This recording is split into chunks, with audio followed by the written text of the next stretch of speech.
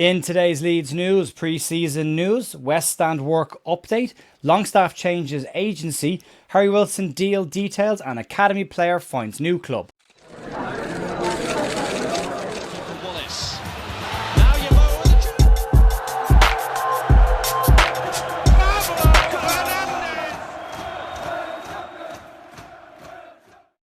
It's Thursday the 25th of June with your Leeds United news. Jer here at the Leeds View. Hope you're all having a really good week and you're handling the heat better than I am right now. It's absolutely scorching outside right now. I'm dying with the heat, but I hope you're doing well. Just a quick update. The Football Content Award nominations are out for this year. As you remember, we won the Best Premier League Podcast and Best Premier League Content Creator last year at the awards. So if you want to nominate us this year before it then goes before a bigger judging panel, you can do so using the link down below. There's a small little thing you've got to fill in. You can nominate us for whatever you want. The two we'd like to be nominated for are Best Content Creator and Best Premier League Podcast. Completely your choice if you want to do it or not. But I thought I would shout it out. And thanks to everyone last year that managed to help us get across the line. We really, really appreciated it. Right, let's start off today with some pre-season news. The news of the latest pre-season friendly has dropped this morning. Leeds United have confirmed that they will face German Bundesliga side Red Bull Leipzig at Elland Road in preparation for the brand new Premier League campaign. The pre-season schedule is starting to look decent at this moment in time. It's a little bit stacked. We start off going over to the US for games against Wrexham, Sunderland and Liverpool before returning back to England to play Red Bull Leipzig. The Dublin game against Manchester United is obviously thrown in there as well. This game will take place at Elland Road on Saturday the 8th of August as a 2 o'clock kickoff currently. And it'll be tough enough tests up against Red Bull. They finished third in the Bundesliga last season and will be a Champions League club. Obviously, there is a ownership connection between the two. These two specific clubs, there's a more closer connection with John Kevin Augustin. Fingers crossed everything's been made up and everyone's shaking hands on the day. The club haven't formally announced the details around the West Stand at this moment in time, but it was put out from the local media last week that the West Stand will be closed for all of the pre-season friendlies that do take place. There is one more pre-season friendly expected to be announced for Elland Road before we get underway.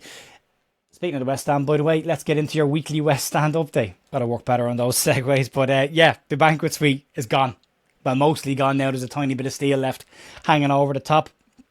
And clearing work is very much underway around the club right now. Plenty of scaffolding up and plenty of work to do on what is now, should be now referred as the West Stand building site. Massive thanks, by the way, to Johnny Brown for the images that he's been sharing on his X and Facebook accounts. Johnny, appreciate you, mate.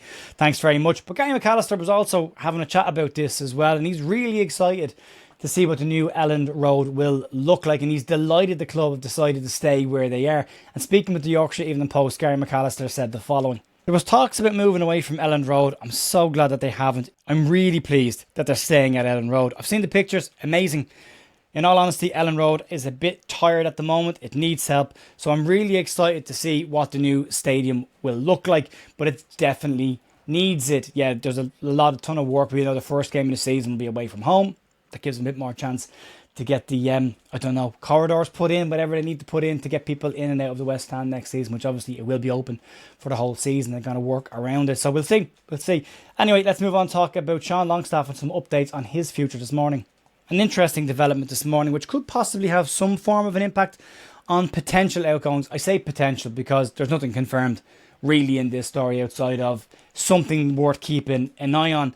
Longstaff has just parted ways with super agent Pini Zahavi after 6 years with their agency and has signed up with a bigger agency, or well, labelled as a bigger agency, The Team, which was formerly known as the Wasserman agency. And they're known to be a world-class footballing agency and they represent people like Federico Valverde as well as Curtis Jones. Now, Longstaff's season last year for Leeds was fairly hit and miss. Started off relatively well, got injured, really struggled to get back to his best after the injury. Took him time to get back used to the pace of the Premier League. Now, he did have an impact last season, not saying he didn't. He was excellent in some games for us last year, brings a lot of energy and can hit a ball from distance, which we really lacked at times last year. But it is interesting that not only has he moved agencies, but that they've announced it publicly as well. The Team's official Instagram account broke the news last night, which raises some obvious questions around Sean Longstaff's future at Leeds United. He's only been at the club a year at this moment in time, but agents don't tend to announce this stuff and players don't tend to move agencies for no reason. It's usually connected to some form of a move or the promise of a move at some point. He's 28 years of age now. He's in the peak years of his career. When he was fit last season, he still wasn't the first choice in midfield for Leeds, and he's going to want that in his career. He wasn't first choice at Newcastle, and the back end of last season, he wasn't first choice for Leeds either, and maybe he wants to have a look at that. I'm speculating with all of this right now. I'm just trying to think of why you would move an agency. There's no bombshell here. There's no concrete story about a potential move of Sean Longstaff away from Leeds United, but as I say, these moves don't tend to happen for absolutely no reason. I'm a big fan of Sean Longstaff. I like the energy that he brings to the team. He's a very physical midfielder. But when you look at what Leeds have been talking about already this summer, Shay Charles, if they're going to spend 20 million quid on a Shay Charles, then somebody's likely to have to move away from the club. And that looks like a more defensive-minded / box-to-box midfielder. It doesn't feel like it's going to be out Tanaka the way Leeds spoke about him at the end of the season. Ilya Groove's got 1 year left on his contract, and Sean Longstaff is there as well, although only 1 year into his current deal. So it is one worth keeping an eye on. Someone is going to leave in that midfield area if Shay Charles does come in, and that is still an if at this moment in time. But yeah, it's an odd one. He did come in last year. I think we all expected them to play an awful lot more football. I thought he'd be one of the mainstays in that midfield. Ampadu, Longstaff and Stack wasn't always the case. And again, when you look at him come back from his injury last year, he didn't exactly jump straight back into the lineup. So, yeah, it is one worth looking at. We did the loan, keep and sell stream a couple of nights ago, or last week maybe. And one of the players I said I would keep an eye on as a potential exit is Sean Longstaff. Because not that I don't like him and not that I don't rate him, but I think it is definitely a position that Leeds can upgrade if they can get somebody a little more dynamic. Sounds like I'm knocking Sean Longstaff. I'm not. I like Sean Longstaff. But yeah, it is one worth keeping an eye on because, again, the agency move. Let's move on and talk about Harry Wilson. Right, still pending his medical. That is important at this moment in time. But some details have started to come out around the Harry Wilson deal. We got some updates from Team Talk and from the Yorkshire Evening Post on the deal that have come out over the last 24 hours. Team Talk are reporting that this could be one of the biggest contracts in Leeds United football history, and Harry Wilson is expected to pick up a similar salary to what Leeds' current top earner Dominic Calvert-Lewin is making at £90,000 a week, not the £150,000 that has been banded around on social media. It looks like 90k a week for Harry Wilson.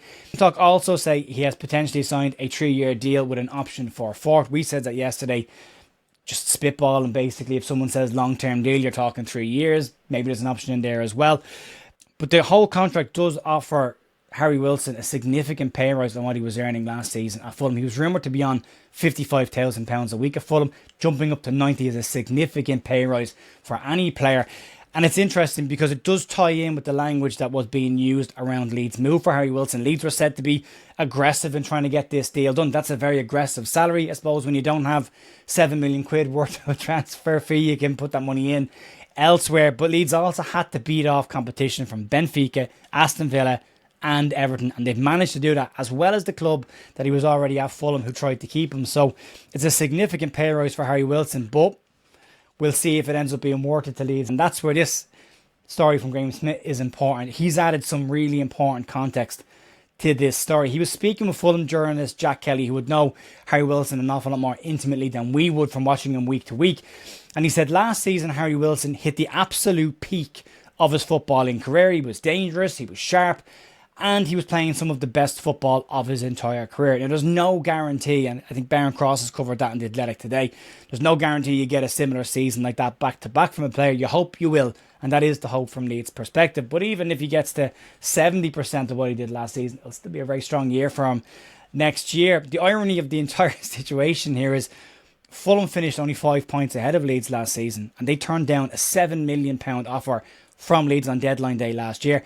And again, Leeds had a little sneaky look at him in January, and that was pushed back as well. They also rejected an offer from Everton in January and have now lost the player, one of their most influential players last year, for nothing. We were critical of Leeds United letting Elland Road leave for nothing. So, yeah, Leeds have managed to save themselves 7 million quid and get a player in the door, which could be a great deal for the club next season. It's also a similar pattern with the ownership as well. If they are seriously interested in a player one summer and they don't get him, they will go back in the following summer. And we've seen that with a few players already. And that might be interesting when it comes to some of the targets being linked with Leeds this summer, because if they were linked with them last summer and there's serious interest there, you never know. Now, Nico Elvedi is the obvious one for me. However, Football Insider have started talking about this deal, so I'm starting to lose hope that one will happen. I don't think it will.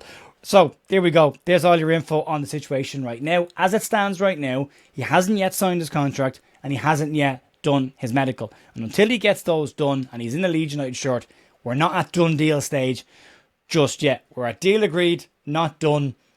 Done deal is close, but it's not factually accurate right now. Things can happen. They shouldn't. And given the amount of football he played last year, you would imagine he'll be fine. So fingers crossed all that gets over the line. He's rumoured to be having his medical possibly this weekend. We could hear something into early next week on that one. So we'll keep an eye on him. Anyway, let's move on. Right, we'll wrap off today's news with an academy story. And we covered his loan over the course of last season at Buxton. And then we got the sad news that he had been released by the club. Academy player Connor Douglas has managed to find himself a new club and has signed a deal with FC Halifax Town in the National League. Now, there's no details around how long a deal that he signed. It might just be a 1-year deal. But he had a decent second half of season last year. He was at the under-21s for the first half of last season. Went to Buxton in December. Played 26 times for them as a fullback. Scored a goal and got 4 assists as well. He's naturally a winger. So I would imagine going to Halifax Town, he will be hoping that he can play in his more natural position and clock up a higher level of GNA next season. But he was good for Buxton last year. He was one of the more positive loans that happened for the club last year. But we wish Connor Douglas absolutely nothing but success in his new venture at FC Halifax Town. Best of luck, Connor. Hope it goes well for you. Folks, that will be it for me today. Massive thanks, as always, for supporting the channel. If you do want to get involved and help us with the nominations for the Football Content Awards for this year, see if we can defend their awards from last year, we would massively appreciate that. The link is down below in the description, and you can check that out if you want it. It'll take you about 2 minutes to do. Outside that, have a great rest of your day. I'll talk to you soon. See you later. Bye.